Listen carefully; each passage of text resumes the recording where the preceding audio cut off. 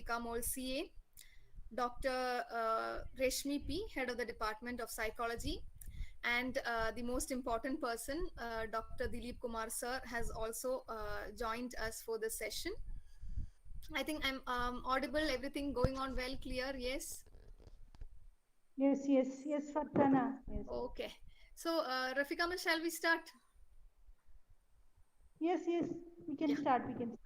So, welcome you all once again. I welcome all the participants, and I invite Ms. Fatima, MCOM student of our college, to begin the function formally.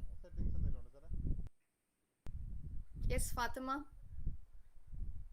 Good afternoon, all. Welcome all to the Faculty Development Program organized by the Department of Commerce and Department of Psychology, MES College, Marampally.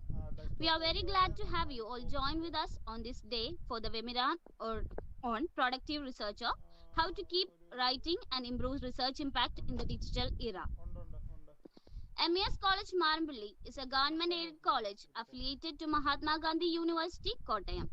The college has reaccredited by NAC with A+ grade, which is the first ever highest grade in the state as per the revised process of accreditation. The college offers 19 UG programs and 10 postgraduate programs and one integrated chemistry program. The institution also gives importance to integration of research with academic activities and ensures a dynamically symbiotic student neighborhood community relationship. The Department of Commerce is one of the oldest and biggest departments in the institution. The Department of Psychology is one of the highly demanded courses in the institution. UG programs of both these departments are amongst the most highly demanded courses in the MG University Kottayam, to which the institution is affiliated to. Forum for Interdisciplinary Research Network under the Departments of Commerce and Psychology is a loose-knit collaboration in multidisciplinary research in social sciences.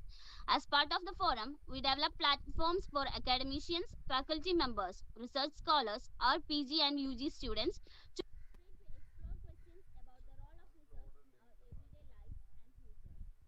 It takes the form of seminars, faculty development programs, student paper presentations, research methodology workshops, etc. as a humble beginning. With these few words in the background, let us begin today's program with silent prayer.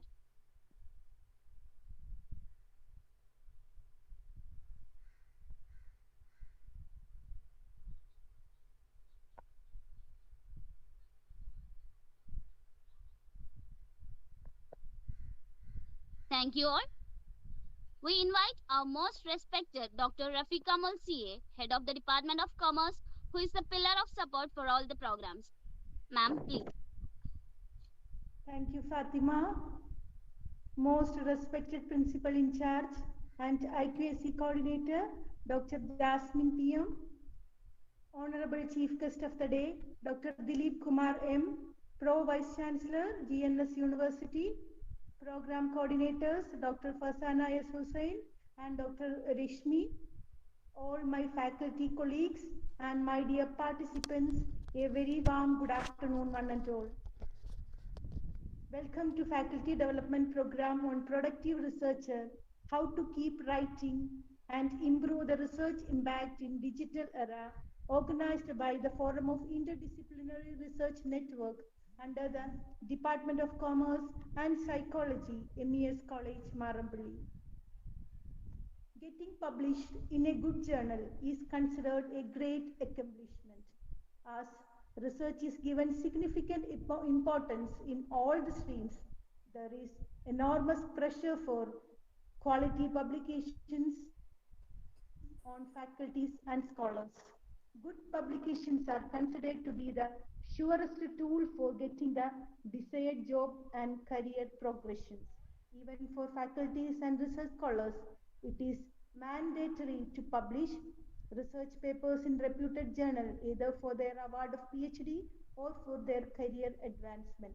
However, despite of growing concern for such concern by universities and faculties to get more research publications, very few people know the right research design, correct methodology, and appropriate format for developing a research paper that can meet the requirement of international journals. Today, this FDP attempt to address the concern and provide solution to those research publication issues and challenges.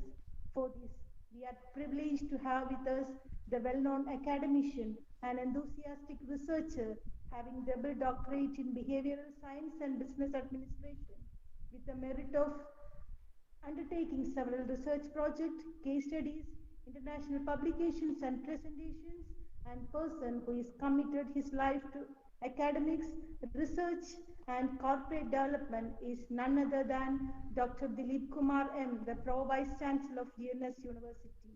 Really, we MES we are very proud and blessed with your presence. Moving on to my duty.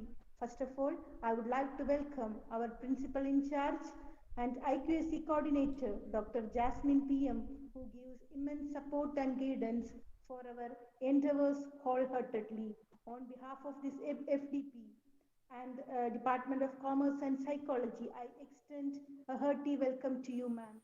Welcome, Jasmine, miss. Thank you, Rafika, miss. Thank you. Next, I would like to welcome the most respected chief guest of the day, the vibrant and enthusiastic academician come researcher, Dr. Dileep Kumar, Honorable Pro Vice Chancellor of ENS University, on behalf of MES College Marambali and Department of Commerce and this FIRN, I extend a warm welcome to you, sir. Sir, you are welcome. Next, I would like to welcome the program coordinators, Dr. Fasana S. Hussain, as well as Dr. Reshmi, for their efforts to make this program happen. I extend a hearty welcome to you both. Next, I would like to welcome all my faculty colleagues and each and every participants who are here with us to have much insight about the research paper publications. Thank you all and have a nice session ahead. Thank you, ma'am. Now, I invite Dr. Jasmine PM, Principal in Charge and IQAC Coordinator for the Presidential Address. Ma'am, please. Thank you, Fatima. Good afternoon, all. Most respected resource person of the day, Dr. Dileep Kumar M, Pro Vice Chancellor of GNS University, Head of the Department of Commerce, Dr. Rafika Mol CA, Head Department of Psychology, Dr. Reshmi, Coordinator of this program, Dr. Fasana S. Hussain, my dear students and the entire participants. Today, we all are living in a digital era. Everything has become digital.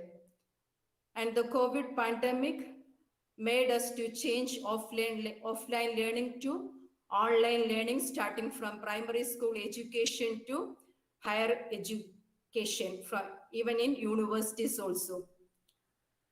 And all the academic bodies, higher education sector, NAC, AICT, etc. are giving much importance to research. And doing research nowadays is quite easy, I think. When I did my MTech during 2000, for the thesis, I had to visit many libraries, like the library by VSSC Thiruvananthapuram and the Kochi University Library for collecting different materials. But when I did my PhD during the year 2013 and I completed my PhD during 2016, and at that time, everything was quite easy. The digital era made us to collect the research papers in various journals in online mode in my computer itself. This the research, doing the research has become quite easy, and I think this online platforms, various online platforms has made the things easy. And today our resource person Dileep Kumar sir will give insights into different platforms and various methods for making the research easy. And on behalf of the MES College Marambali, I once again welcome you, sir, to this function. And I would like to congratulate the Department of Commerce and Psychology for organizing a very good program like this. And I wish all the success for this program and have a nice session, resourceful session for the entire participants. Thank you. Thank you all. Thank you, ma'am. Next, I invite the coordinator of the program, Dr. Fasana Hussain, to introduce the resource person, Dr. Dileep Kumar M, Pro Vice Chancellor, GNS University, India. Miss, please. Yeah, thank you so much, Fatima. Most respected President of the function, Dr. Jasmine PM, Principal in charge and the IQAZ coordinator. The most respected resource person, Dr. Dileep Kumar M, the Pro Vice Chancellor, GNS University. Dr. Rafika Mol CA, our beloved head of the Department of Commerce.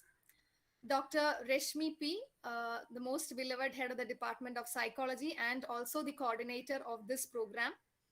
And all the respected participants of today's faculty development program, my respected faculty colleagues in the Department of Commerce and Psychology and across our institution, a very good afternoon to all of you.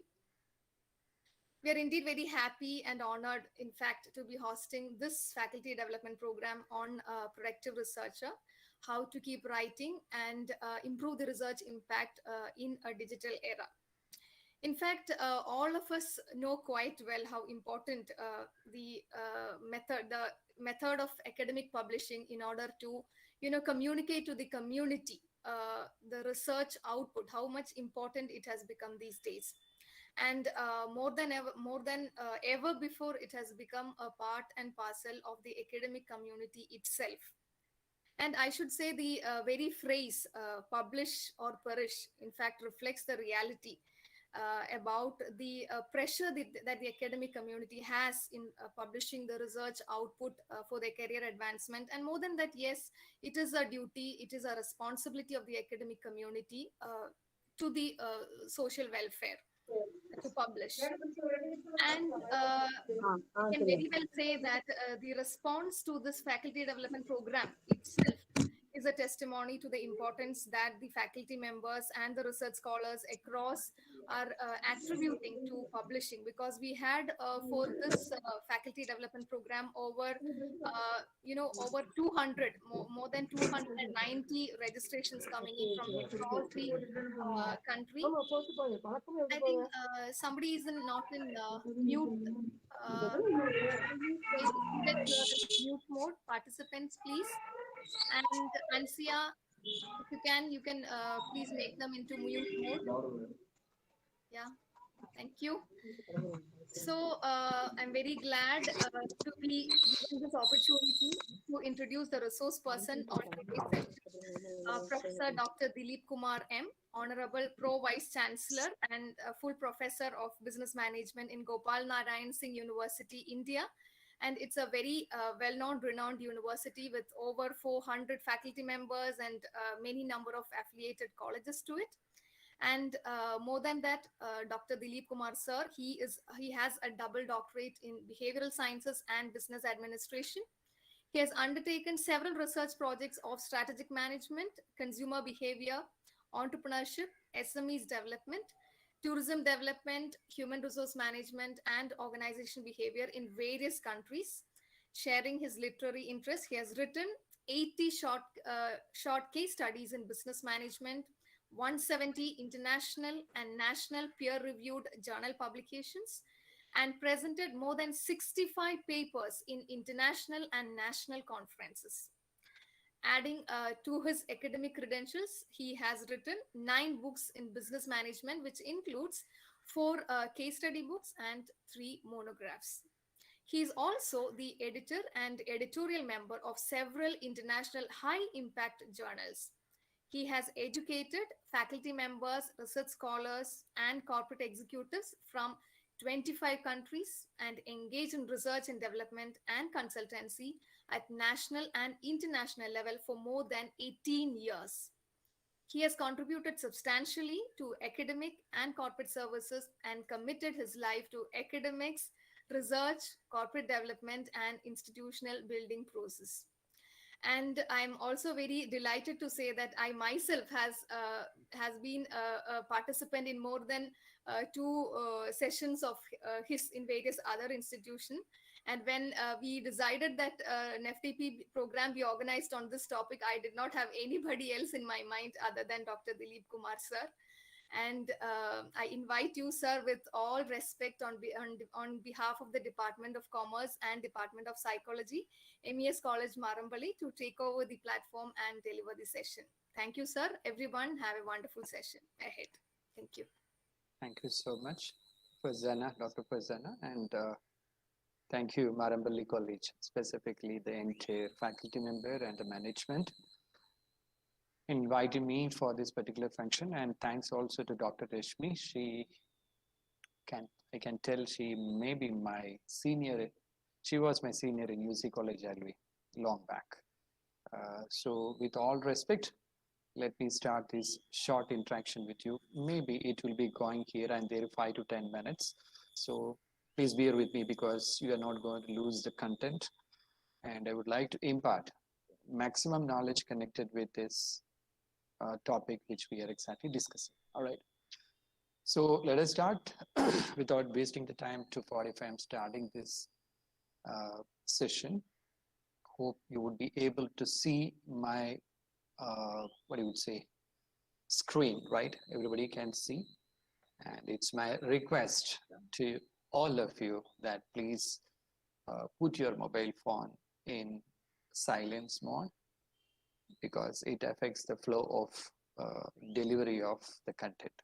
All right, I'll be going a bit fast also because a lot of things you need to learn because digital era, as Professor Jasmine has mentioned, it has changed a lot connected with write papers, publications, engaging in projects, right? A lot of things. So first of all, we need to understand what do you mean by this productive researcher? This is a great term exactly coined by MES now in this particular workshop. And to make people keep writing, and what are the facilities, what are the digital platforms, what are the digital softwares which is available to you to implement the proper research, and likewise this is exactly we need to discuss today. So a productive researcher, the term we need to define properly, and we need to integrate the facilitating platforms, digital platforms that support you people to engage appropriately in research. All right. So the first aspect is let us discuss about research productivity. What do you mean by this one? The term research productivity, which consists of or which is having the synonym of research output, research productivity, research performance. Many people are using the term, many authors are using the terms research productivity or output or performance to establish one thing, that the outcomes of research. So the most widely used research output indicators are bibliometric and citation parameters, means that number of publications in peer-reviewed journals, impact factor, H index, I-10 index, G index, and likewise. And sometimes research output also measured through how much grant you have secured for the institution or publications, and how many PhD students you are exactly guiding, how many patents you have filed, how many copyrights you have obtained, how many projects you have engaged. All these factors we make in the sense that all these factors together, we call it as outputs of research. So it's not just publications alone. A lot of aspects are included in it. So let us understand then who is a productive researcher. So we know the parameters we have to fulfill. And now we have to look at who are appropriate enough to call themselves or claim themselves as productive researcher. So a productive researcher is a person who actively engaged into such research activities. It can be in the form of patents, it can be in the form of copyrights, it can be in the form of research interventions, action researchers, or providing some sort of solutions. Completely, he or she always make their presence in the market or towards the stakeholders by providing appropriate solutions, or maybe in the form of some sort of implications as far as academic research is concerned, but data-driven research, which we call it as solutions connected with decision-making, management decision-makings, and likewise. So a lot of implications we do expect when you complete your research, and that we call it as impact, high impact research. Sorry. So this is exactly one factor you need to clearly understand. We do have so many factors circled around to call as high impact research. It's not just cut and paste from here and there, the literature review, and you are having some sort of tables incorporated, and you are concluding with some sort of answering of the research. It's not exactly the kind of publications connected with high impact. So the most important aspect here in this context, the implications of the research. The implications of the research clearly indicate that how far your research contributed for policy development, how far your research contributing to practical decision makings or practice exactly, or how far it is supporting you for decision making, management, executional decision making process, how far the existing theories turned to be redundant and the new theories turned up to explain the issues or the causal relationship between independent and dependent variables which are connected to the problem. How far it is alleviating or it is contributing to provide social solutions, suicide or psychological issues, psychosocial issues, psychosomatic and sociosomatic issues, and likewise all these psychopaths issues, sociopath issues, all these social consequences connected. And how far your research is contributing to legal platform, providing socio-medical league, psychomedical league, these kind of legal applications, how much? And how far the new technologies, take an example of teaching, applying Coursera or different kinds of platforms facilitating the teaching process and facilitating the teachers to implement during the COVID period. So a productive researcher always didn't focus towards them, always focus towards others. Their problem is my problem, and their solutions, I have to be part of that. And I need to have an empathetic relationship. And it's not for me, I'm doing the research. It's for the society. It's for the stakeholders. It's for the industry. It's for the employees, workers, common men, everybody. This is exactly it. So when you do that, when you provide certain suggestions connected with that, really, it's going to create a kind of appreciation from the world. This we call as productivity. All right.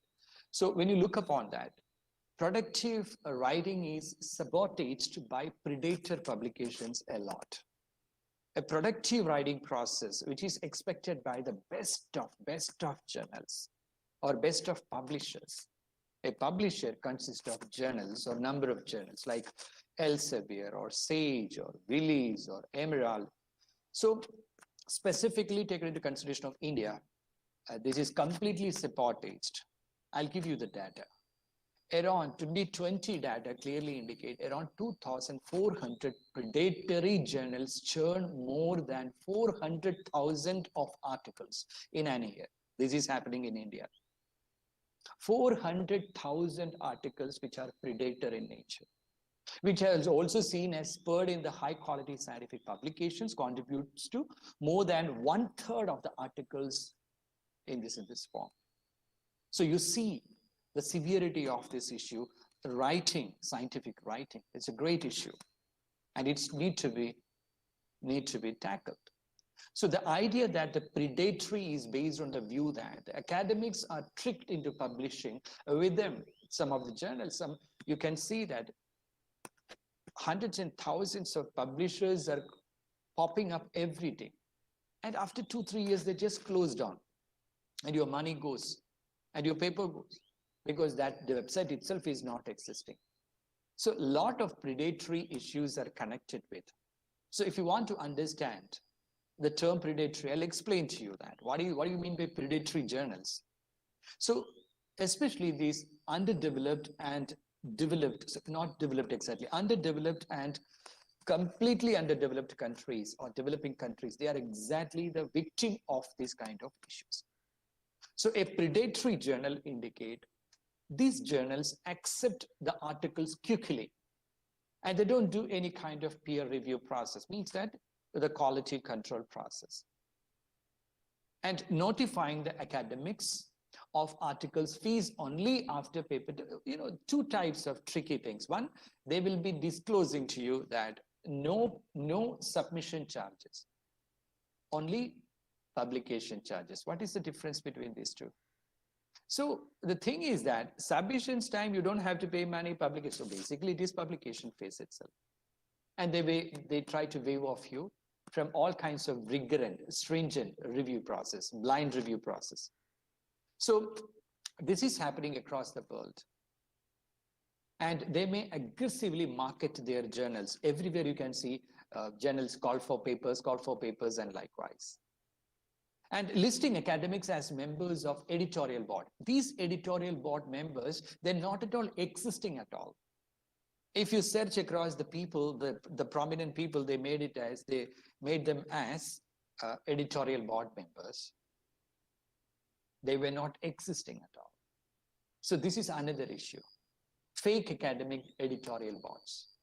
Web style, sometimes they may hack. Take an example, Wolfenia Journal. It was a good journal. Now it is hacked by somebody. Another Pensy journal, La Pensy. It's same type of architect and designs everything, but it is hacked websites. We need to check it properly. Otherwise, we'll be the victim of it. Making misleading claims about publishing operations, such as false locations, and using ISSN numbers improperly. Using ISSN numbers improperly means that they get some sort of ISSN number. Always remember one thing, it's not just ISSN number which is valid for consideration of promotions or high impact or productivity based research and likewise. No, it is basically the impact considered by that particular researcher or the entire world through citations and likewise. So just ISSN number, don't believe in it, or ISBN number of the books, don't believe in it. It's not going to keep you in track as a good author. And citing fake and non-existent impact, they tell that 7.6 impact factor, 8 point. You can see that many best journals even don't have 4 impact factor based on Simago rating, SJR reports and likewise. They don't have this much of, and even social science 0.2 impact factor, 0.4 impact factor, 0.6, that is still, it is an impact. And they just claim that index Copernicus or SCI indexing, it is 7.6. They may fake. All right, so be careful. So predatory, the list is already published by Beals, but they are not only publishing the journals, they are also publishing the publishers of that journals. They also turn to be predators. So predator publishers, predator journals, predator editorial board members, predator chief editors, and recently one of the professor called me in India, and he told me, sir, you have to write some columns on this particular type of activities. They made me as a predator professor. They made me as a predator professor. Why? Because he's publishing in all predator journals, paying money.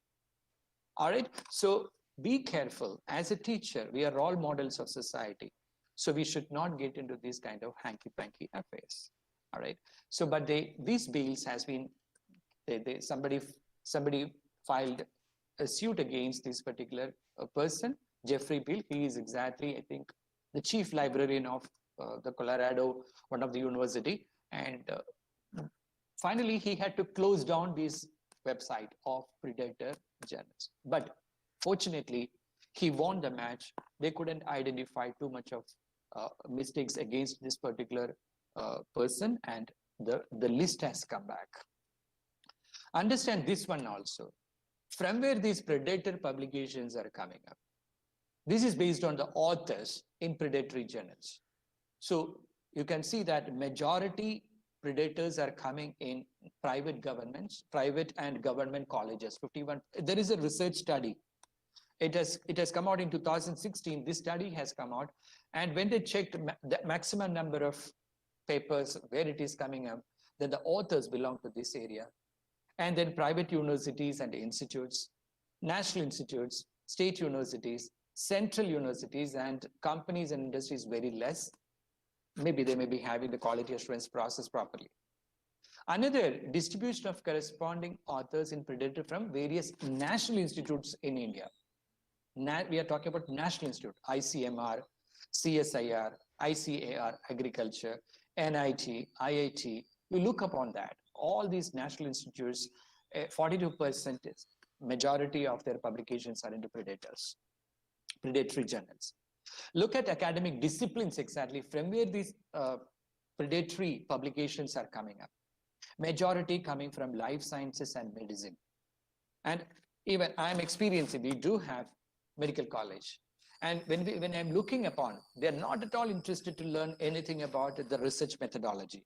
They're just publishing with observations and making it as corpus or kinds of publications. So you can see that without a proper means, they are telling to us the end of the, means that the output of the, that means analysis. This is not right way. So you can see engineering, physics, chemistry, and social sciences, all these things coming into this area. They're not into that publication junk so far. But you can see maximum is connected with the science publications. Another academic position of corresponding authors, where they belonging to. So they are faculty members, they are scientists, they are professors, they are PhD candidates, and they are postdoctoral. So the issue here in this paper, all this paper, is that they are not cited. They're not cited well. Almost 70 to 80% of the articles published in those journals are not getting citations. It's not publication important. Getting citation means that somebody cited your work, means that that particular paper and its result having some impact. You can see here, no citation. Around 60%, it is no citations at all. A few getting one citation or 2 to 10, or likewise, very less exactly happening. All right. So we have to answer this question, why these people, why the faculty members are engaged into this hanky-panky form of publications, bogus journals, approaching the bogus journal to show off that we are the best researchers in the world. This kind of attitude we have to really control. So productive research output is most important aspect we need to look into. All right. So how we can get into this productive research output? These outputs are in the form of different papers, especially into your faculty level and likewise academic level. They may produce research papers.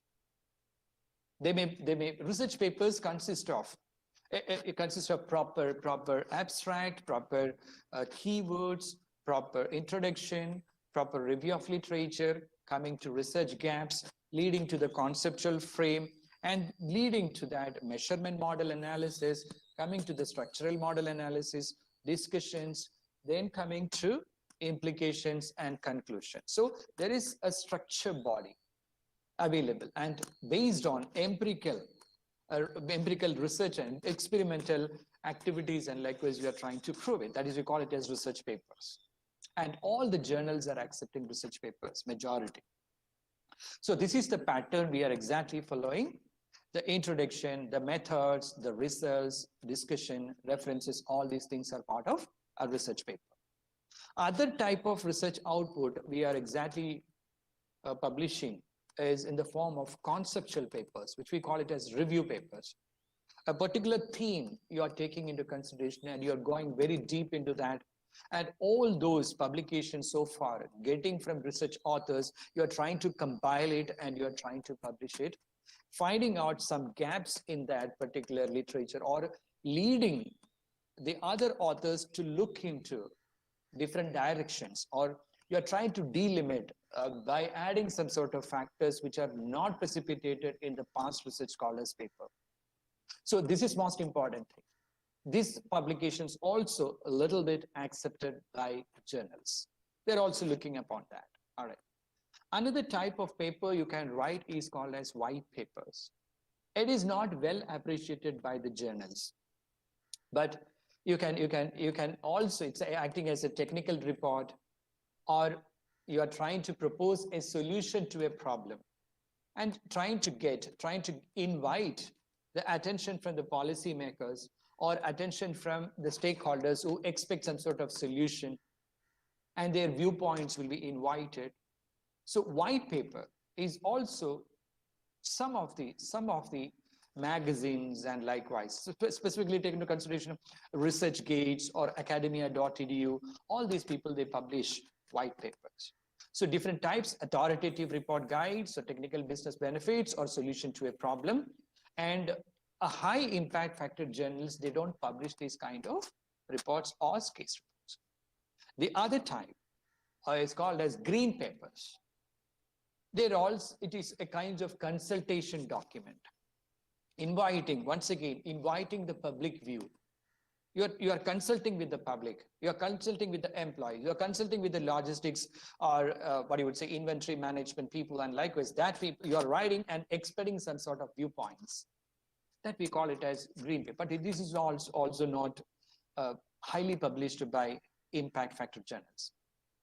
Other type is called as case studies. This is one of the productive output of your activity, research engagement. Different types of cases available. It can be in the form of teaching cases. This is mostly expected by business school, psychology discipline, sociology discipline, anthropology cases, a lot of cases itself. There we can contribute a lot. Teaching case indicate that maybe around 5 to 6 page, a problem to be precipitated. That means you write a problem with all these data sets, and likewise, you just present that scenario and issue. Then you need to have another 5 to 6 pages. That is the teaching notes. Teaching notes indicate, look, you prepare the case. You prepare the teaching notes also. After that, who is going to implement it? The teachers all over the world. Once you give this case to the publisher, every teacher can purchase it if the case is quite good. So they may expect how to apply that in the classroom. So you have to give a teaching note. A teaching note consists of introduction. If take an example, first 10 minutes, what are you going with the case, with the students? Next 20 minutes, what are you going with the students? Next 20 minutes, what are you going to do? And what last 10 minutes, what are you going to do? So 10 plus 20 plus 20 plus 10, 60 minutes you are getting for a class, 1 hour class. How are you going to apply this case? This is output. So you make the purpose of case studies basically for developing the critical thinking, analytical ability, and problem solving skills. So that's what you are exactly giving the problems to the students. And the students, they try to evaluate, they try to deliberate and discuss it. So the first 10 minutes, you give, this is the case, and you introduce the case to the students. Next 20 minutes, okay, go with the group discussions on the case. And the next 20 minutes, you can have a role play connected with the 2 actors. And the last 20 minutes, maybe 10 minutes, you can exactly invite a kind of consensus or deliberated the question answer sessions, and likewise, and finally compile it, and you can tell this is the way exactly, these are the theories connected with. And this way of teaching classes much appreciated, and Harvard Business School, MITs, everybody, they follow these kind of patterns. All right. So it can be business case studies, social cases, economical cases, entrepreneurial cases, psychology cases, teaching cases, sociology cases, any kind of case is possible. This is also an output. So you can publish these case studies in Emerald Emerging Marketing Case Studies for the Business School, International Journal of Teaching and Case Studies, the case journal Emerald Insight, International Journal of Case Studies, Clinical Case Reports, Journal of Case Studies, Clinical Case Studies, SAGE, all these areas you can definitely publish this kind of. Take an example, Emerald Emerging Marketing Case Studies connected with consumer behavior or branding or marketing. All these cases you can publish. It is Scopus one. It is a Scopus one. So you can definitely try for that. Another type of research output is called as book reviews. The new books floated in the market and it need a push in the sense that people should aware about that book, what exactly the content of it, and whether it is useful for us in classrooms or any kind of reading and likewise, right? So you purchase the book and you read it maximum 4 to 5 page, maximum, not even 5 page, 3 to 4 page, you have to limit everything. Who is the author? Write a, that means biography of the author. Then you write about the content, what exactly. Don't write the full contents. Just write what exactly the total message getting from each chapter. And the last, critical evaluation of the book. So you are if you want to promote a particular book and likewise, you have to have these 3 sections and you're trying to promote that book. And what you didn't like, what you like, all these things you can mention as an independent, what you would say, I can tell you that a kind of based on the supervision and likewise all kinds of the content when you read it and likewise you like certain points, you don't like certain points, and you're trying to capture that. And at the same time, you're trying to inform to the crowd that these portions critically to be evaluated, this to be okay, I accept it. This kind of things we call it as book reviews. Methodologies and method papers are another type exactly. These articles present a new experimental method. If you're trying to come up with a new methods or combining, when you follow mixed method research and likewise embedded designs and likewise, you can definitely come up with new methods with which new observations in comparison with the past observations, the new observations, how far it is making difference, completely different from the past because of the methodological impact. So that exactly methodological papers, you can combine quali and quanti, you can within the quali itself, you can go with phenomenological studies or narratives or decision trails and triangulated way you can come up with.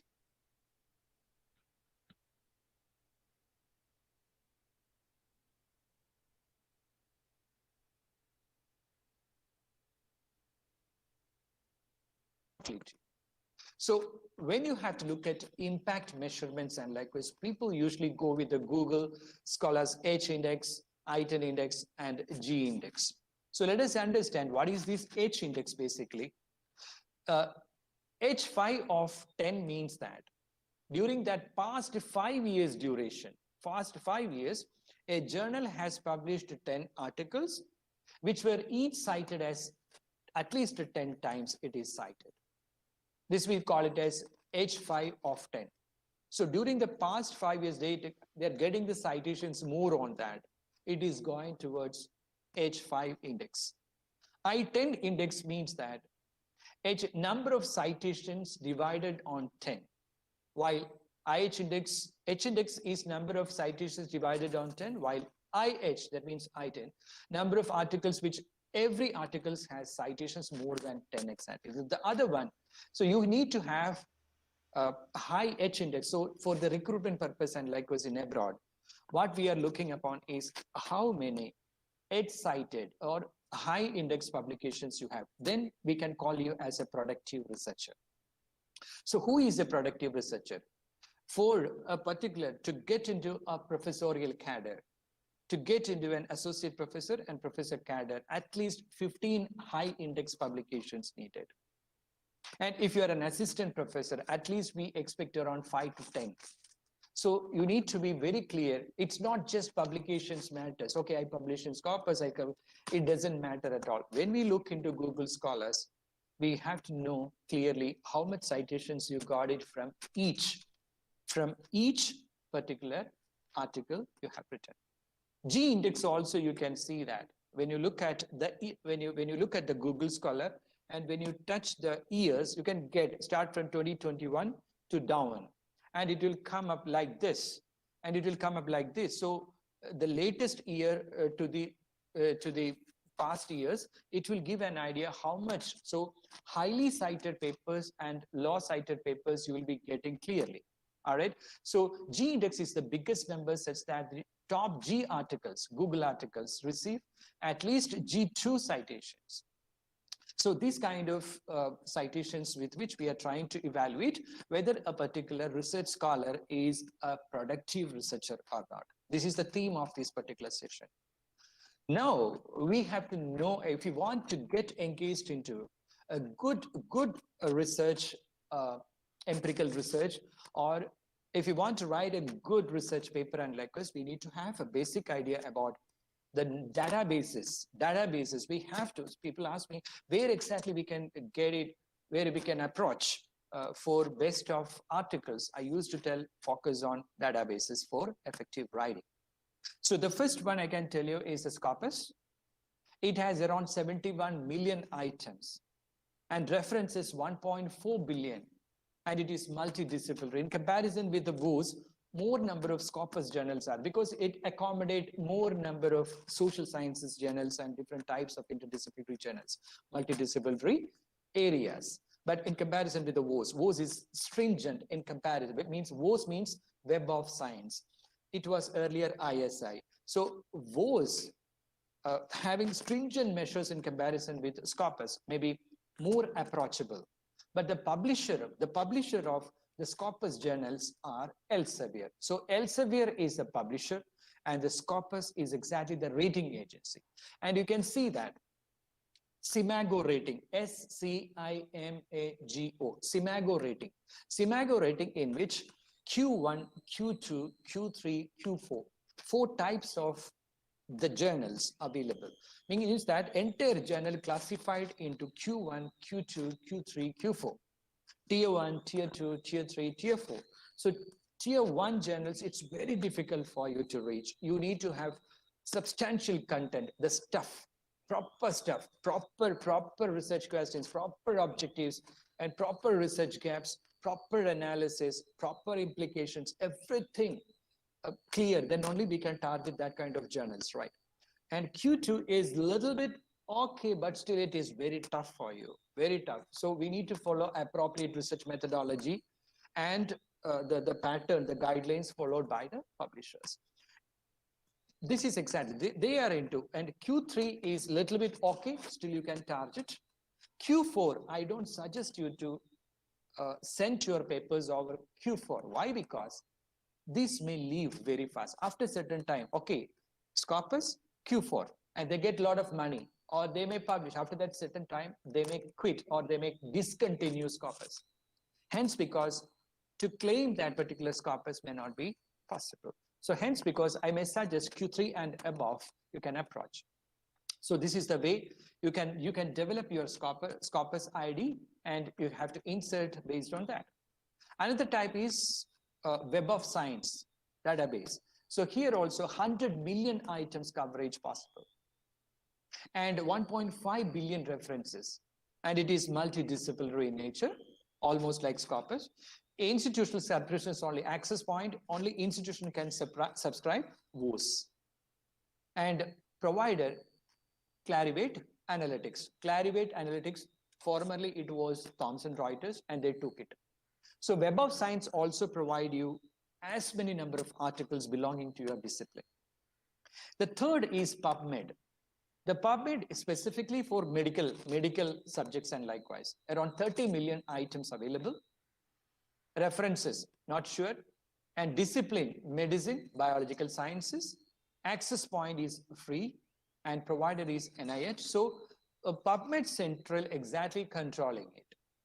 So if you want to publish medical related journals, focus on PubMed database, and there you have to get the recent literature, 2020, 2021 literature.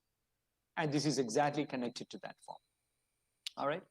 Another is called as ERIC, ERIC, which is connected with education. If you are in education, if your discipline is education, you have to focus more into ERIC. So coverage is around approximately 1.3 million articles or journals or book reviews or different types of categories of publications available. Discipline, education science, access point is free, and provider is US Department of Education.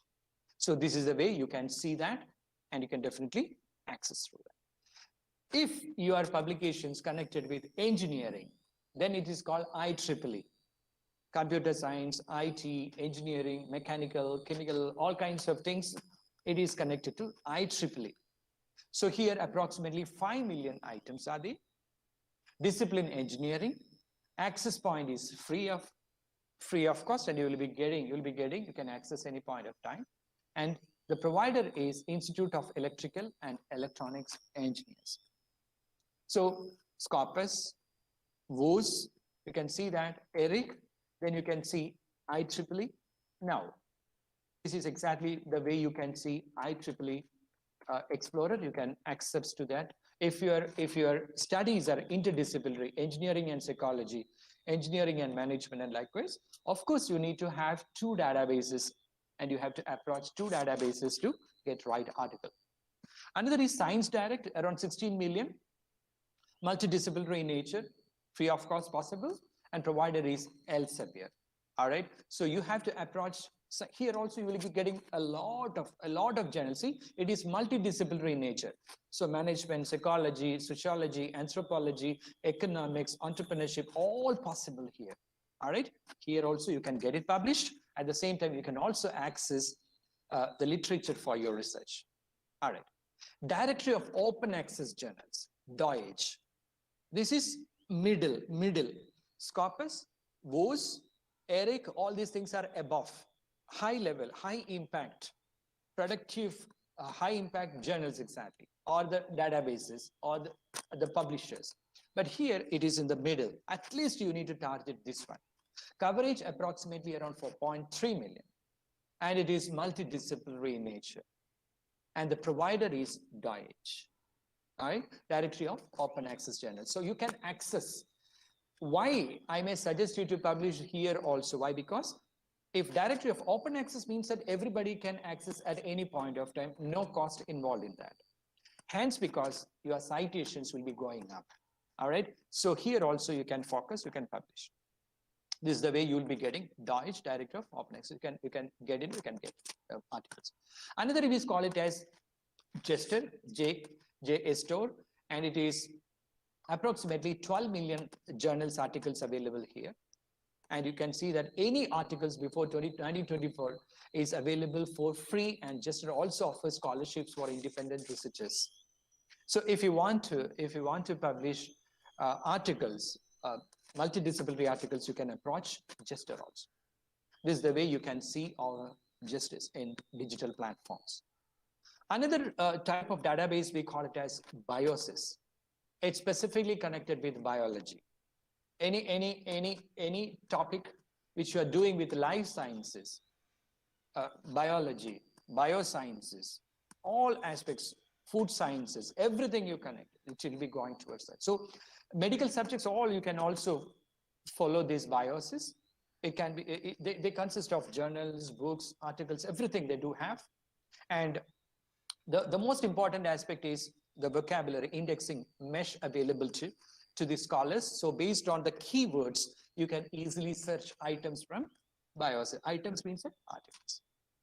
Another, of course, everybody knows EBSCO. It consists of a lot of databases together. But if you approach individually, the kind of collection of journals and articles, books, periodicals you get, and if you go through EBSCO, it's totally different. EBSCO, limited subscription of Scopus, WOS, and everything incorporated.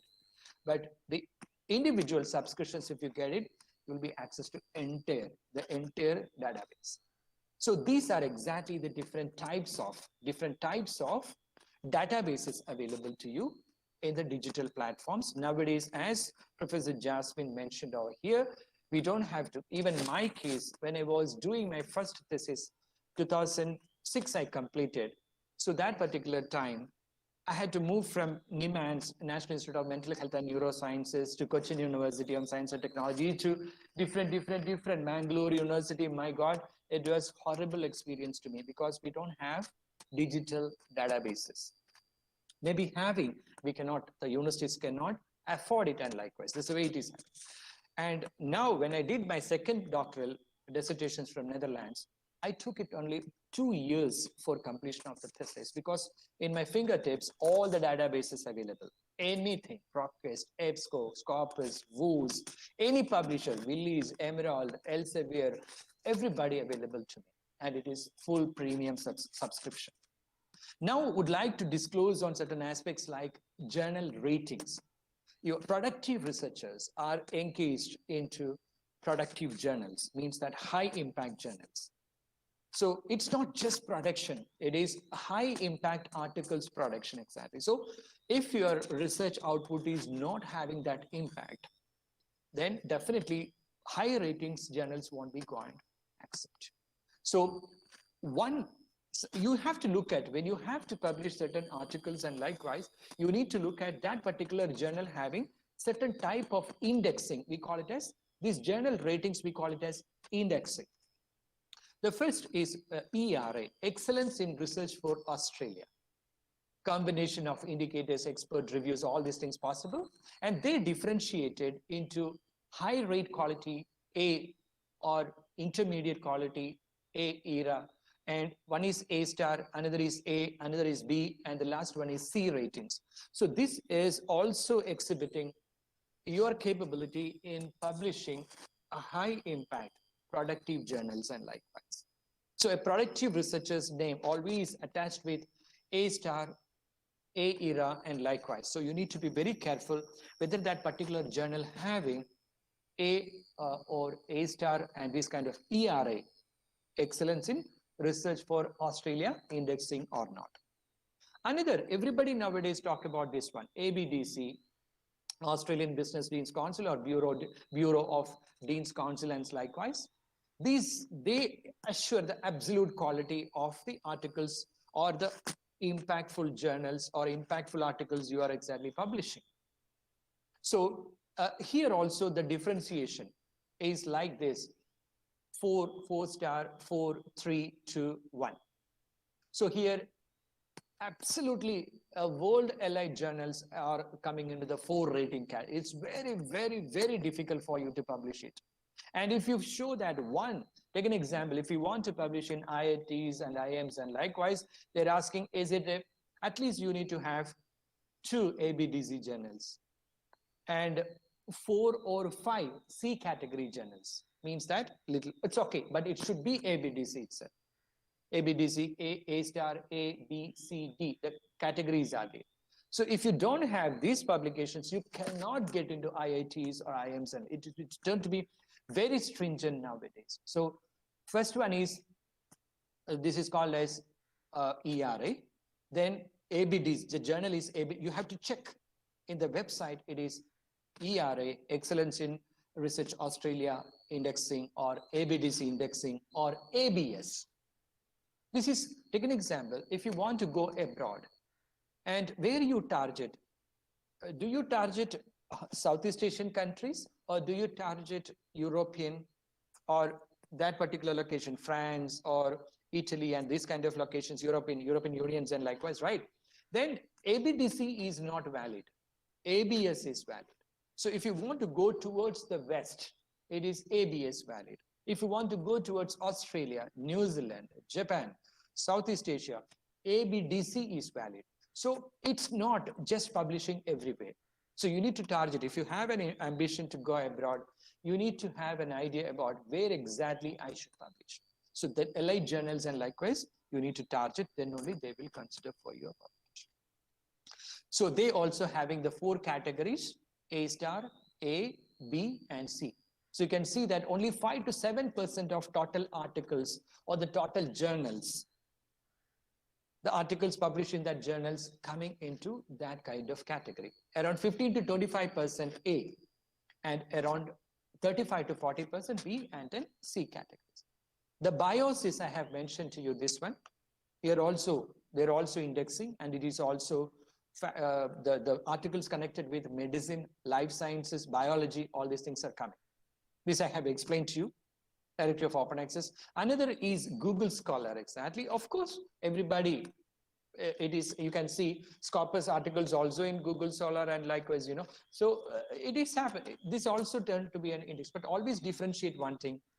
Google is basically a search engine. It is not a database. A database, the difference between a database and a search engine is that once today you search an article, you may get it from search engine. But after 1 year, you want to once again verify it, you don't get it. Because that website may not be existing, or they changed it, the URLs, and likewise, you won't get it at all. So that is the risk of Google. But there is no risk connected with databases because DOI, date of indexing, is coming up. So always remember one thing, if you want to publish it, go with good publishers, Sage, Willis, Emerald, Science Direct, Scopus, WOS, all kinds of journals you can target. Another is EBSCO, this I have explained to you. And you can, if you want to go to Malaysia to apply for the jobs and likewise, they also look at my site publications. It can be, it is integrated form of science, technology, medicine, everything is a multidisciplinary citation exam. So these are the indexing pattern. You need to be very careful. And nowadays, it's not offline publications, everything online publication, hence because you need to be aware about it. So always we need to look at, the productive researchers have to look at journal metric or impact ranking, specifically Scopus and WOS and likewise. So how to measure the impact and likewise, we follow two patterns. Earlier it was altmetrics, then it is moving towards Plumex. So here altmetrics refers to the measures of research impact based on online activity, such as saving of, you are approaching a particular website and you are trying to download it, you tweet it, you discuss about it, everything is captured, everything is traced, tracked. So wide variety of scholarly products, such as how many articles you downloaded, how many patents you have touched upon, how many data sets, figures, everything incorporated into that. So as measures, altmetrics offer evidence about how and where research is being shared. And take an example, ResearchGate, academia.edu. Even you are posting your papers in LinkedIn. If you want to talk about in Twitter, everything will be captured. So this is exactly altmetrics, but Plumex, web-based tool that provide data on the use and impact of research scholarly products. And it belongs to the small but increasingly influential community of altmetric data providers. So Plumex metrics, already available on Scopus records, are comprehensive item level metrics that provide insights beyond traditional citation metrics into the ways people interact and with individual pieces of research outputs. Means that whether you touched an article for citation or whether you have used that particular site and get downloaded the articles, how much you have favorites or references, manager says, or how many watches, completely they watch your captures. And they mention about your name or your article name or some sort of identity they try to capture. And that is mentions, academia.edu, and likewise you can see sometime emails coming to you that your name, Dileep Kumar M, is mentioned in this many 4,500 articles. Maybe that may be having this, but you have to pay them.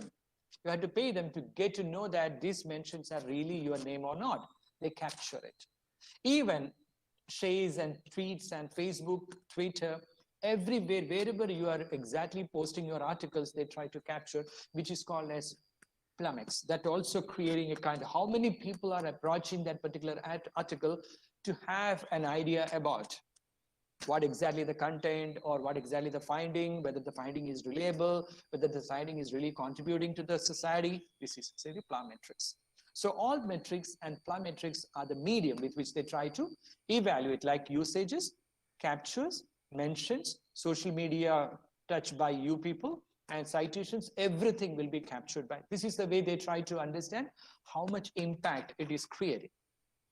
Now, I'm going to touch you really connected to next, maybe around 30 minutes, really touching you the screening and extraction tools, digital platforms. All right. So different types of screening and extraction tools possible. These are all not available when I was doing my first PhD and like. So the first one is ENOT, software for managing references, developed by Thomson Reuters. Biblioscape, Windows-based software developed by CG Information, integrates with Word and allow multi-user access. And Mendeley, you may be aware about that also, available on the desktop, web, iPad, any platforms you can use it. It's a good reference management software available. Zotero operates as an extension to the Firefox web browser exactly. You can use it. Mac Windows also. And tagging, citation, synchronization, everything possible. So reference, another is RefWorks, a web-based reference management system. An annual license, little bit you have to pay, but it will be supporting you for effective literature review, systematic, based on, take an example of chronological patterns, starts from the classical literature to the modern literature, the movement, exactly you can easily capture through these kind of screening and extraction tools available in the digital platforms. Biblioscape, they collect, manage bibliographic data, take notes, citations, all these things possible. Generate site, so people use it to organize the literature references, research notes, automatically generate citations, bibliographic automatically, and search and capture biblio on the internet and post bibliographic databases also live on the web, and you can easily capture it. And this is the way you are exactly trying to capture this, the bibliographic databases and likewise, and authors, cited, all the things, content exactly, you can easily, you can example this side, you can see, when you touch it here, it's automatically, see, the years and everything will be coming, and the authors, all the files over here, and you can see which year it is published, authors, and you can easily grab which is recent one, and you can take an understanding on what exactly that is easily possible through this biblioscape. Another is Mendeley, generate citations, bibliographies in a whole range of journal styles with just a few clicks. Plugin compatible with Word also. Easily add your thoughts on, take an example you read, and if you want to insert certain comments of you, and you want to export that to the another Word document, of course possible.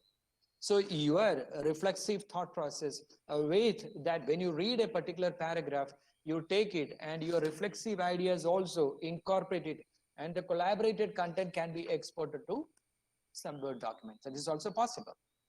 So import papers, other documents from your desktop, your exciting libraries. This is exactly the purpose of Mendeley, and then they will do it everything automatically. And you can also drag and drop files and folders. Add papers to Mendeley by dragging and dropping PDF into Mendeley desktop window. Mendeley will automatically extract the details from the document and create a library entry. You can also drag and drop a folder containing multiple papers coming to different families of 2000 to 2005, 2006 to 2010, 2010 to 2015, based on the families, and likewise you can easily look around inside, and only that particular content which you need it, you can absorb it. So you can access your library which you have developed through this Mendeley, you can access anywhere. So you can see that you can capture the author, the title, the year, the journal name, the volume number, the issue number, the pages, the publisher, ISSN number, URL, DOI, all these aspects you can definitely access. This is the best reference management software available. Another is Zotero. I told you that different Firefox and likewise they're using, but it is also available for us to use it in Mac as well as Windows also. Easy to use tool to help to collect, organize, cite, and share your literature, that means citations, all the literature review with which appropriate sources, if you want to grab, and likewise, Zotero is also supporting. All right. So this is the way it is coming up, and likewise, you can also access through this platform So you can also connect with groups, you can connect with people, and you can also make forums into that, and you can part of these forums and discuss about it. All these possibilities are coming through this digital platform, and it is coming this way. So you can see that publications, thesaurus, and finally authors profiles, everything you will be getting easily. You can make it as a kind of, what you would say, a biblioscape itself. Another RefWorks, this I have explained to you. Research citations and management tool itself on another reference management work. So it provides article databases, sharing the citations, generating text citations, and likewise, RefWorks will be made possible with the support of this software. You can easily, systematically, you can capture the literature which you required for the study. All right. So it's not hundreds and thousands of literature you are reading matter. A productive researcher engaged into or with the application of this kind of tools, they only approach that kind of articles, and that is really contributing to your work, and it is helpful for you to, that it is saving your time. It is saving your time a lot, these kind of digital platforms. So this is coming into the picture. You can see over here the year, who created it, and where exactly that this particular article, this particular content coming into that. All the details you are getting out. Journal, take an example. If you click over here, journal article, circulation of medicine, you can see who is the author and any other authors, where is the abstract. You can read it over here. By here itself, you can easily understand which one is suitable to you, which one is not suitable to you. All these issues, volume numbers, everything you are getting. All right. So when you read this content, it is getting this full window, and you can see that all those contents are really cited and really the same said perfectly sourced. You'll be getting the author, year, everything clear. And this is also, you may be aware about it, EndNotes, create and manage reference list, enable searching of reference libraries. So in the Word documents, automatically formats the references in APA formatting, American Psychological Association formatting. So the formatting also, you should be very careful. It can be IEEE. If your paper is engineering, it is more connected with IEEE referencing. If it is more psychological, management, and it is going towards more, what you would say, APA style. And if it is more connected with multidisciplinary nature, but still having it sort of in management and likewise, sometimes it is coming as Harvard style, sometimes it is coming as Chicago style. If it is language, absolutely language, your paper is connected with education and language, and likewise it should go to MLA referencing style. So likewise, EndNotes also, they can also store, organize. Advantage of this one is that you can store images, graphs, tables, everything possible. So this is exactly the screening and the extraction digital platforms available to you. And possibilities are there. Now, EndNotes also, you can see they capture author, title. So when you refer certain things, automatically all these things you can get it from this reference management software. So another aspect connected with writing now. Tools common for writing and managing references like, so there are another softwares available like Ryan, Distiller, Abstractor, EPI Reviewer, Systematic Review Data Repository, SRDR, Colander, and ServRev Collaborative. All these are digital platforms available to you to make your literature review perfect. So Ryan is a free screening tool. Applying the machine learning AI application is coming into. Distiller, SR is systematic review software. They're also applying machine learning. Nowadays, application of AI is going up. Abstractor, it is also integrating, that one can also transfer all the abstract from the reference manager or EndNotes to this platform, Abstractor. EPII4, review meta-analysis, analysis on analysis, systematic reviews, all these things you can capture through EPII. And systematic review data, this is most famous one, is SDR. There hundreds, thousands of millions of good researchers are making use of this platform for segregation of literature. Colander, machine learning applications one for screening and extraction. And all these platforms, I'm just sharing you that digital platforms available to the modern researchers to be more productive. Now, digital tools. One is data collection tools, data collection, screening, and extraction. And now the digital tools available for analysis. After the collection, analysis. Let us have an idea about it. Qualitative research softwares and quantitative research softwares, you are all aware about it. I'm just showing you this one once again. NVivo is one platform. You can get video, audio, content, literature, everything possible. And this softwares will be this is mostly applied in qualitative researches like interview, focus group discussions, Delphis, everywhere. If you get the storyboard, you're trying to extract the data, come up with the chords, categories, and theme and thematic models, their NVivo will be supporting you. Word clouding, photo clouding, all these possibilities are there with NVivo. Same, almost similar functions in Atlas also. Both softwares are quite good. And I have worked in NVivo also. I worked in Atlas also. I like both, but in comparison with Atlas, I like little bit like more on NVivo platforms and likewise. So all kinds of facilities are there, extraction of videos, audios, everything. Max QDA, this is also another one. If you get photos, videos, everything, they're also is one. All majority PhD students are making use of these Max QDA platforms and likewise. And nowadays, Atlas and NVivo is going up, but this also used. I have seen the people used in Europe and likewise when I was there, they are using all here. And depends upon the subscription rate and likewise they are. And there is QDA Miner.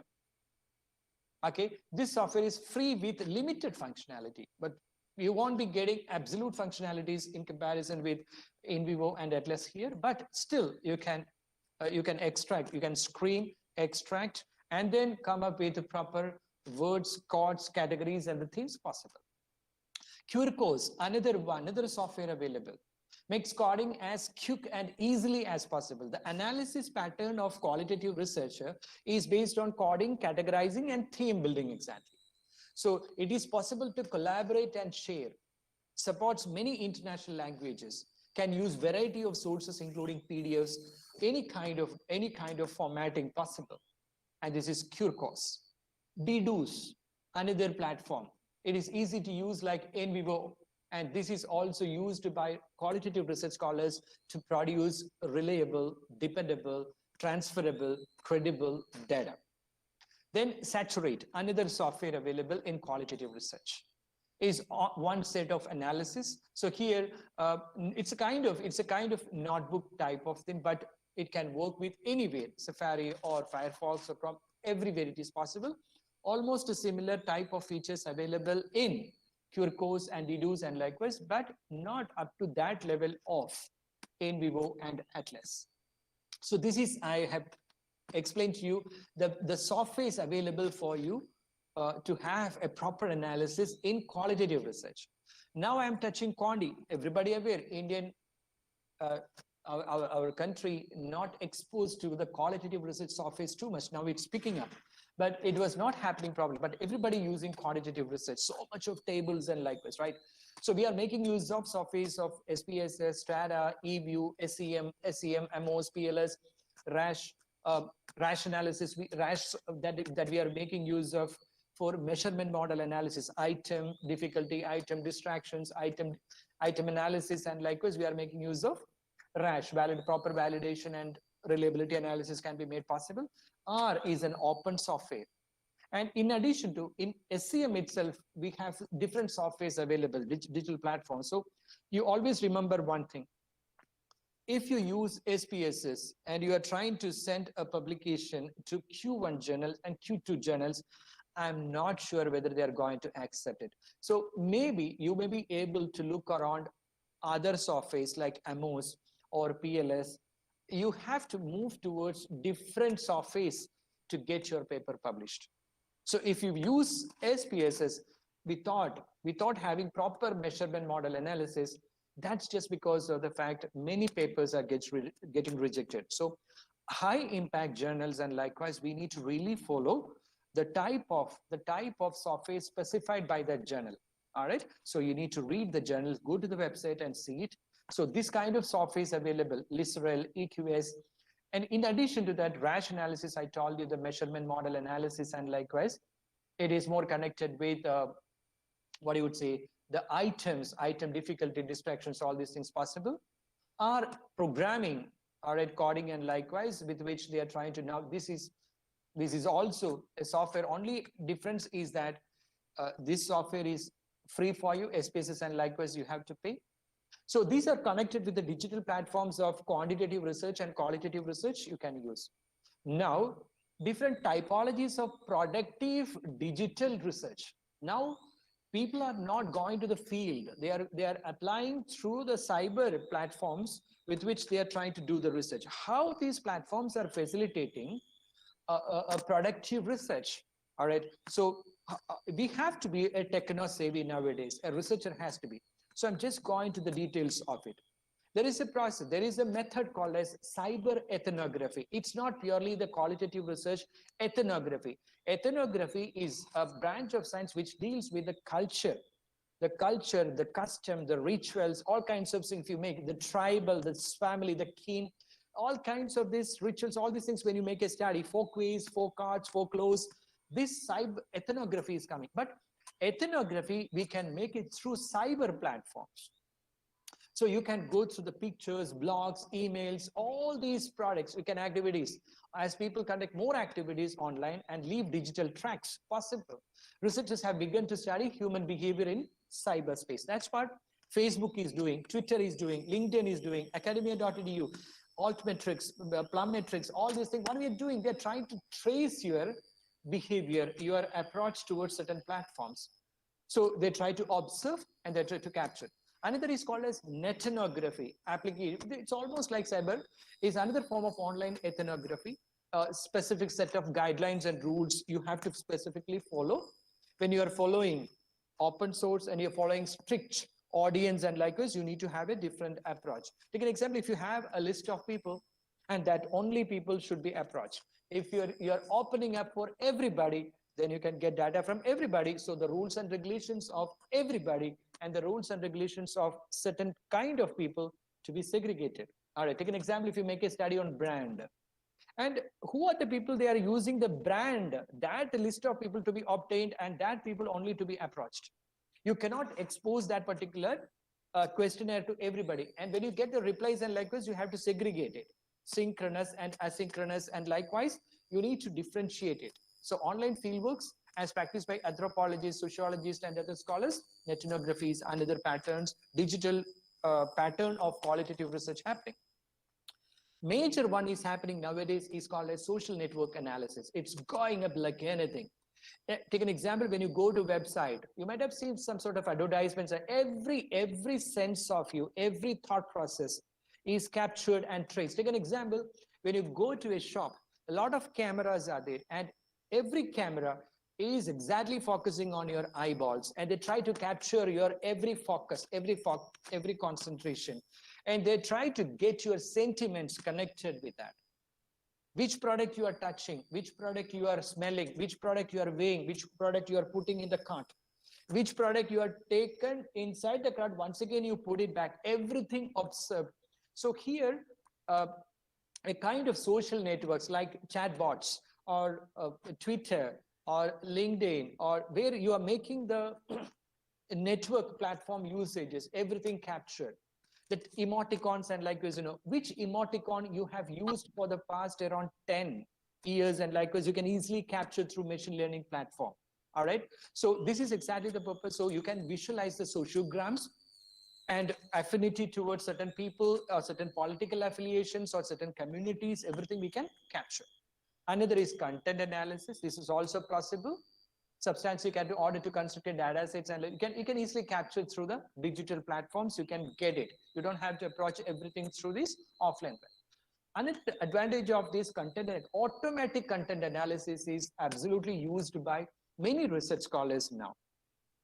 And the quantity, if the quantity of text too much, this is exactly happening with big data analytics platforms and likewise. It's very difficult to go through each content. or each paragraph, each line. So you have to program it properly, and based on the programming, the content analysis to be made. And this is also applying in accordance with applications of AI platforms, machine learning, deep learning, NLPs, and likewise, they are engaged into that. So this is automatic content analysis. And two main approaches is supervised and unsupervised. So different types available. Supervised involves creating a coding scheme and manually coding a sample, subsample documents that researcher wants to analyze. But on the other side, no, they're not following. Everywhere the data is coming, you can. So it is differentiated into two exactly: non-categories, unknown categories, are it supervised and unsupervised, and likewise you can make analysis. So supervised category, the dictionary methods, machine then uses this word to classify each text, and then finally come up with an algorithm to analyze it. All right, so this is supervised methods. Not going too much into this digital platform applications, it's required too much of understanding. So you look upon the contents, and when you look upon certain contents, and like as you can see that the skeptist, activist, and alarmist. So different types of words connected with alarmist, different words connected with skeptist, different words connect. So automatically the programming, they try to segregate from the content which are the words connected. So word cloud you will be getting. And when you get into in vivo platforms, and likewise you can get the big words. The big words means that maximum number of people have used the word. But if it's small, means that limited number of time it is repeated. Likewise you will be getting. So these are supervised and unsupervised method digital platforms available. Don't want to go this way. The Trump and Clinton and likewise, you know, these kind of words people use. But these are examples we are getting through what you would say analysis of this automatic analysis or content analysis. Another pattern we call is text mining. So high quality in text mining usually refers to some combination of relevance, novelty, and interest. So here, text mining tasks include categorization. How to categorize the data? We get lump sum amount of data, and from that data, how to first of all, we have to look at possible costs, and then categories, and then go into the clusters, and likewise, it's exactly. So here, we are making use of text mining strategies. So here we're making use of pattern recognition, tagging, annotation, data mining. So this kind of process with which you go data and segregate that particular type of words, and then IV words, causative words, effect words, and we try to segregate it. How many, what you would say, causative factors we are getting, how many effect factors. So first of all, we fix the chords, then we fix the categories, and collection of these chords and categories came as a theme. So how many causative themes and how many effect themes, we can easily segregate it out.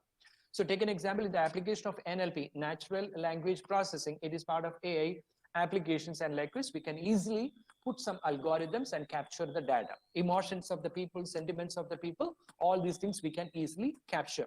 Take an example, how many times screen time of people will be evaluated. Take an example, mobile phone.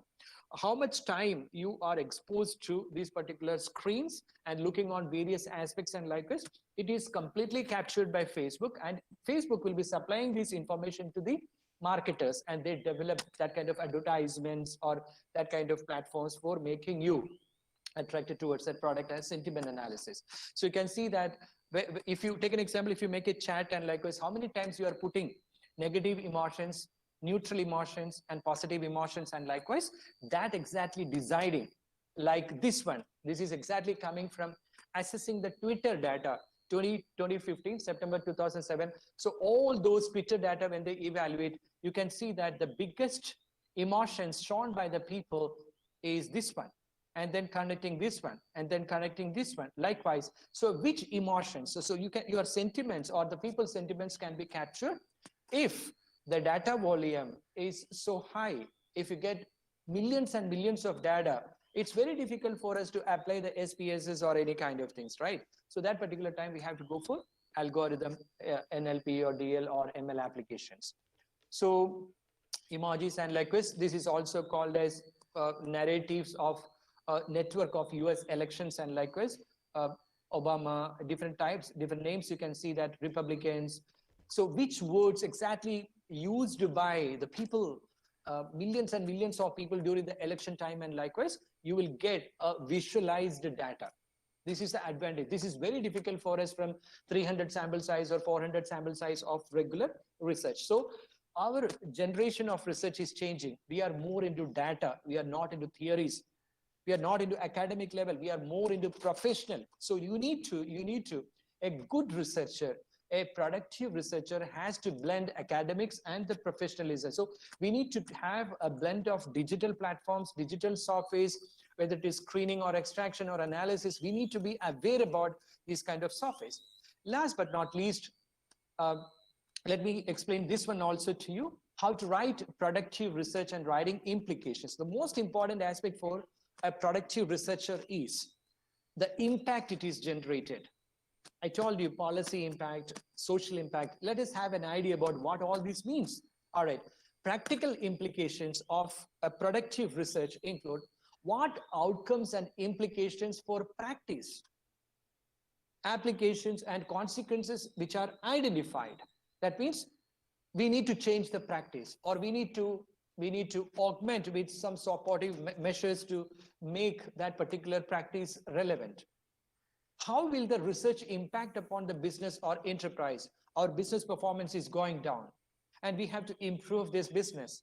How we can do that? So the consequences, the practical implications, we need to tell that this is a research finding. These are the consequences you are going to face. If you don't reduce this impact, your company is going to close down. Your trade and commerce going to come down. So these kind of issues, if you want, that we call it as practical implications. What changes to practice should be made as a result of this research? What practice should be changed? Current changes, current practices to be changed. And that is exactly the recommendations of you. And that recommendations having high impact, managers, people, everybody looking into that. And what is the commercial or economic impact? You are suggesting certain things, and that impact going to create on market share or productivity or performance. How? This is called as practical. Another we call it as, if it is a productive research, outcome means that managerial implication, supporting decision-making process for the managers, strategic level or business unit level or operation level. So you are suggesting certain recommendations, suggesting certain alternative practices with which how many suggestions are going to be implemented, or how it facilitates for the decision-making process with which you can improve the scenario. Another, if your research having any social implications or not. Lot of research may not have, some may be having. So what will be the impact on society of this research? Social impact. You want to reduce the suicide rate, you want to reduce the mental challenges of the people or mentally retarded or any kind of issues, and likewise you have to alleviate the psychosomatic or psychosocial issues of the parents of mentally retarded children. What are the things you can do? What are the things exactly practicing? What exactly you have to change? And if you change this and how it's going to impact, this is exactly we need to tell it out through social implications. How will it influence social responsibility? How could it inform the public or industry policy? How might it affect quality of life? So your research finding, you are telling that this is going to affect the quality of life of people. So these are the recommendation based on these findings.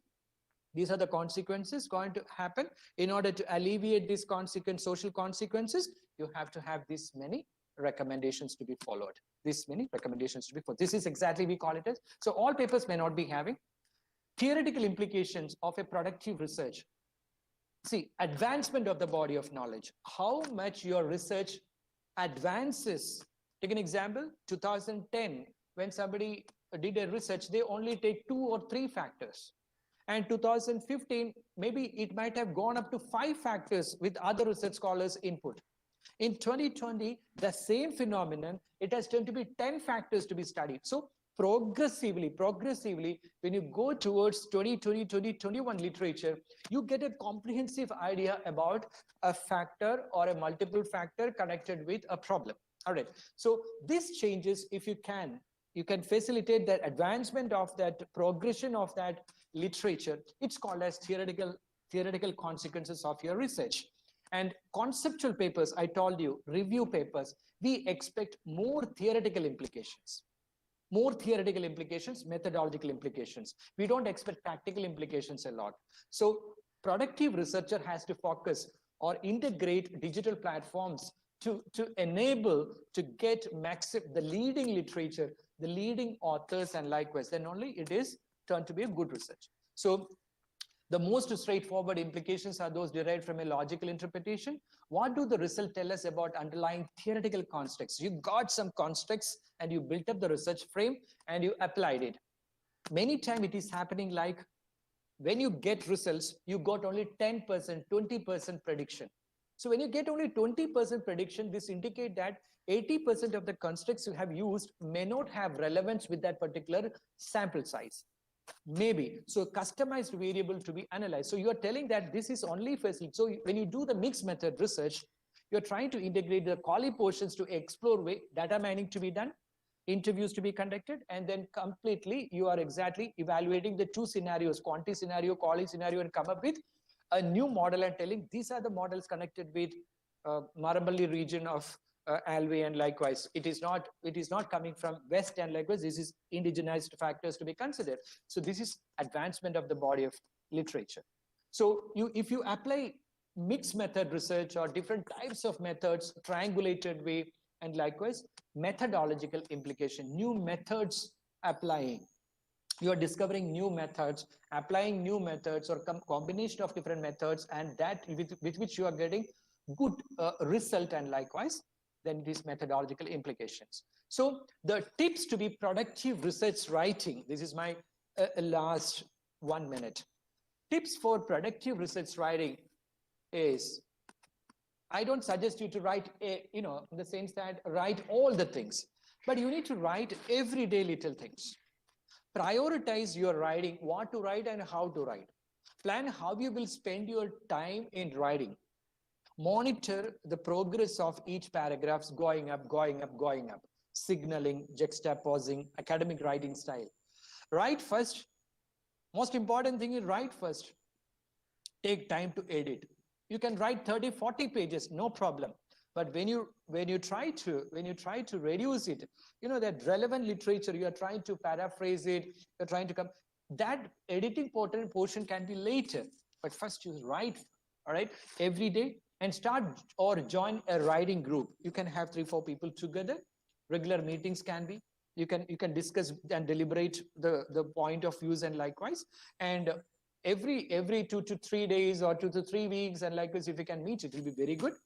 Schedule occasional writing retreats, and likewise take time out to reflect and plan. Reflect means that you have to think outside box. As an independent person, you need to look at it critically, reflect your ideas coming from others, coming from you, corroborate and cross-validate it. All right. So this is exactly the tips for productive research writing. So this particular time I have in this limited 1.5 hours of time, right? I have mentioned to you so many factors, but these are only a tip of the iceberg, and a lot of factors which we need to focus on to be a productive researcher is different. So productive research outputs are basically in the form of, in academic discipline or academic area, it is in the form of research publications. It is a form of patents. It is a form of copyrights. It's a form of good projects with action plans, and likewise, right, had to be focused.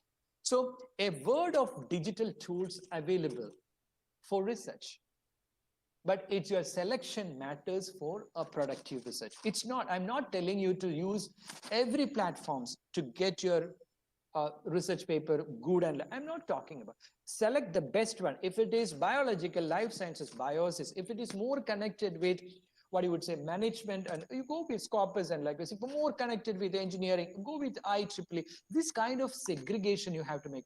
So don't search everywhere. Focus on yourself on which digital platform, which database, which screening and extraction software. That is exactly the crux of getting productive research.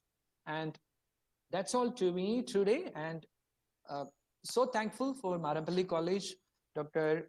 Fazana, Dr. Reshmi, and Jasmine Madam, everybody to invite me for this short session.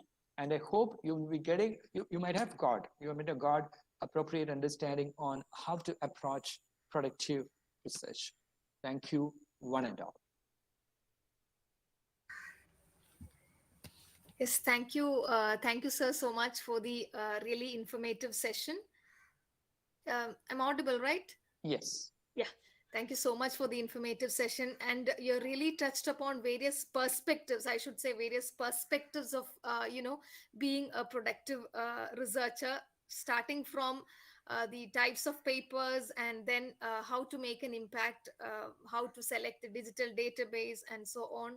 I'm really thankful. And just before winding up, I'm sure we'll take a few questions before the formal vote of thanks. Now the floor is open for the discussion. You may post the question in the chat box, or you may just unmute and ask the sir directly.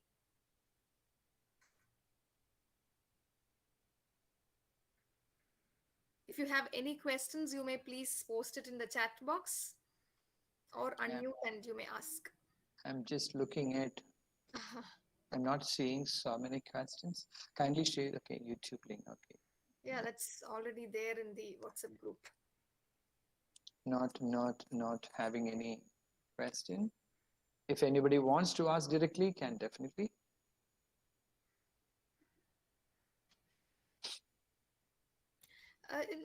So just take one question from me, because I was really wondering, we in India we usually use mostly quantitative, especially we use SPSS and the AMOS, but in the West and all, we usually see that even the student projects are also in Stata and in NVivo.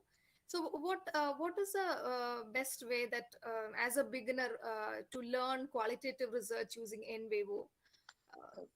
The thing is that Stata we are not using everywhere. Stata we are using specifically for secondary data analysis. They take an example, financial data, and likewise secondary data like stocks, market, shares, a lot of things. That is, we are using Stata.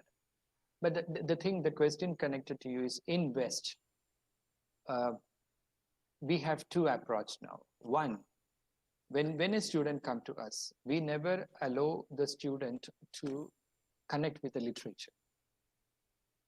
Never ask the students to connect with the literature. We will ask the student, go to a practitioner and talk to them. We talk to the practitioner first, and they will tell these are the challenges of us. And they have to submit as a report to us. And that report, when we read as a supervisor, when we read it, we tell, okay, now it's time for your library, focus on these particular areas. Do you get the literature or not? If they get the literature, okay, it will be going to quantitative research. If they don't get the literature, it is going towards qualitative research. This is the major. So the purpose of doing a research in quanti or quali, it is not decided by either the supervisor, neither the supervisor nor the student. It is the topic. It is the challenge they are going to address. So the challenge, if it is multiple reality, means that a student's performance is going down. It can be connected with the parents. It can be connected with the teachers. It can be connected with principal. It can be connected with infrastructure. It can be connected with the school environment. Multiple factors are connected to the student's performance, lack of performance, right? So in that particular stage, you cannot do quanti, because the truth is connected with multiple realities. So that particular time we are going towards quali. So if it is connected only with teachers, but just because the teacher is not good, okay, let us have a questionnaire on teacher and students' perception of the teacher only to be evaluated, only uni-reality. So these kind of understanding, if you try to tell the students, okay, go to the literature review directly, this is a wrong approach. First of all, the student, if you want to make a productive research, then they have to talk to the stakeholders first. Talk to them, understand counseling issues or mental retarded parents issues or any kind of issues connected with psychology, commerce. Talk to the, understand the professional issues really. And if that particular factors are not available in literature, tell me how we can settle that issue. So it's very difficult. So in that particular stage, we may ask the students to go through this recent literature review, and at the same time we get the practitioner's knowledge, we try to combine and then only decide how to approach the phenomenon. So if the reality is objective, then the philosophy is positivism, and then their approach is quantitative research. if subjective reality, you cannot measure it. You can observe, you can feel it, but you cannot measure with the support of standardized instruments, that kind of factors, then we will be telling your research philosophy is interpretivism. And because of subjective reality, and you follow the epistemology, which is qualitative research.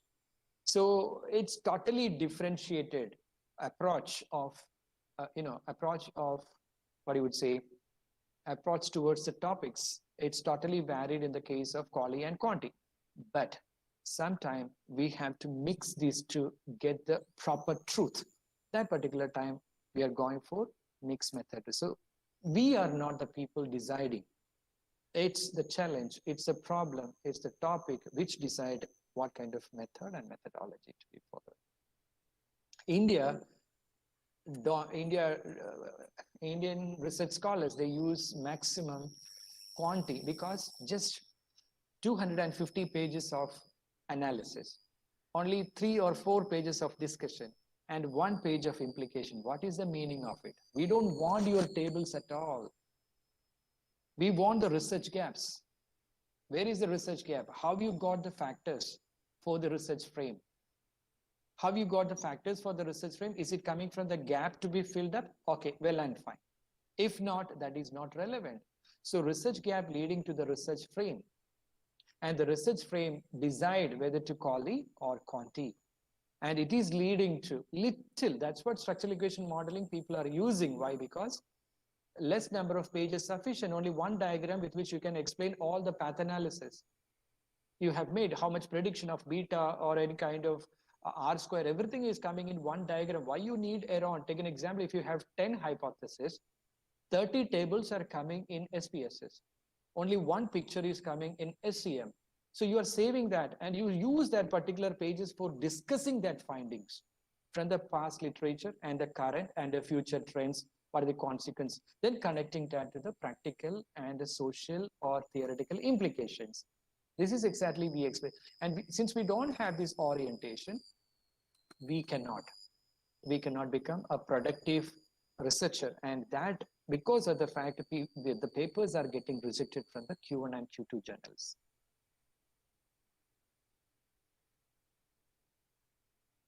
Any question? What researchers should focus while reviewing the literature? Classic. It can be both. No restrictions at all. The classic literature. Why classic is needed?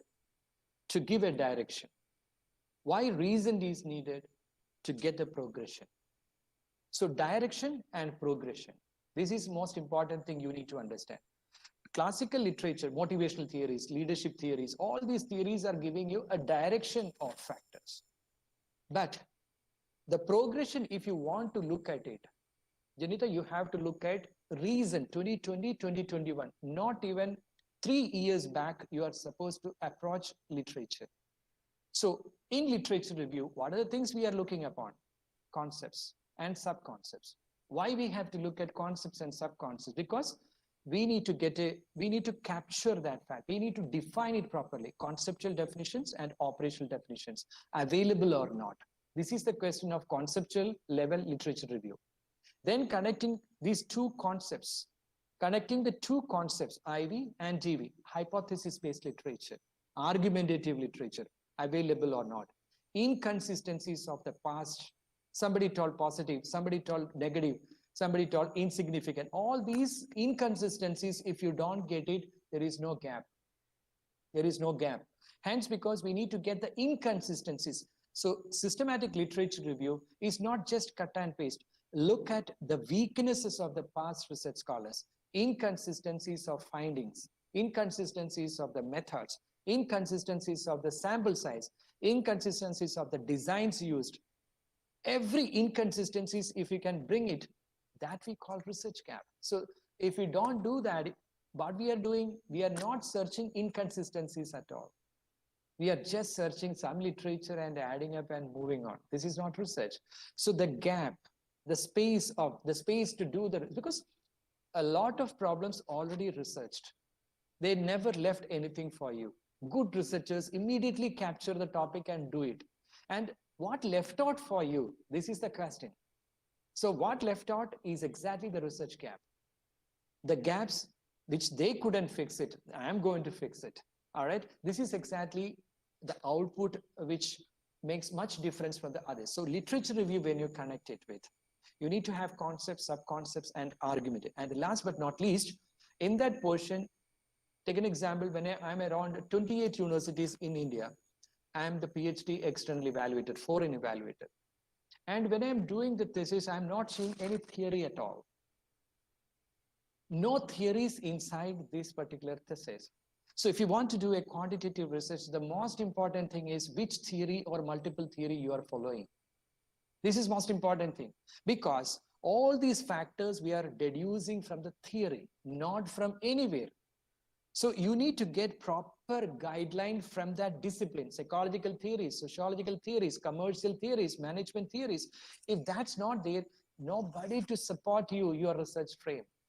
Got it? So most important aspect, you have to deduce the factors from theories.